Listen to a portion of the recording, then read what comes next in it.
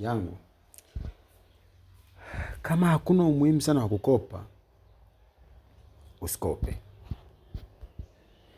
Kama unaona hakuna umuhimu sana wa kukopa, usikope.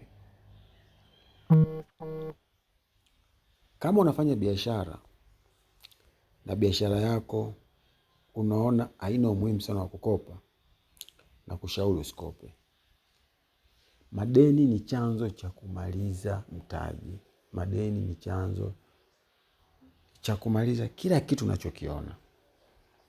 Kwa kama hakuna ulazima wa kukopa, na wewe ni mfanya biashara kama mimi, usikope.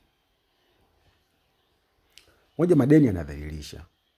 Madeni yanaondoa uaminifu, na madeni yanakufanya usiwe comfortable, usijiamini. Na kushauri kabisa, kama hakuna ulazima wowote wa kukopa, usikope. Kwa sababu unaweza ukaona biashara yako inafanya vizuri mwanzoni wakati umekopa, lakini baadaye uko mbele ikaja ukaona hela zote ni kama unampelekea mtu uliyemkopa. Na kama inawezekana kabisa,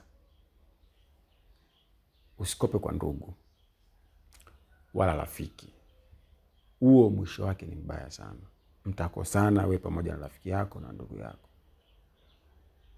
Kama kuna ulazima kabisa, hauna namna, kakope benki. Achana na hizi vya mtaani hivi sijui vinini. Achana navyo. Hela za wengine zinaekewaga madawa. Utakuwa ni mtumwa wao wa kila siku. Mimi nakwambia, usikope.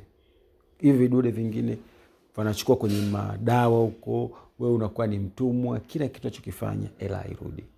Kama hakuna ulazima, usikope.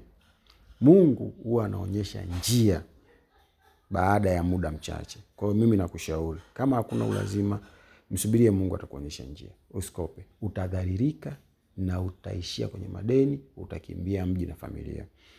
Mimi nakushauri kama rafiki yako.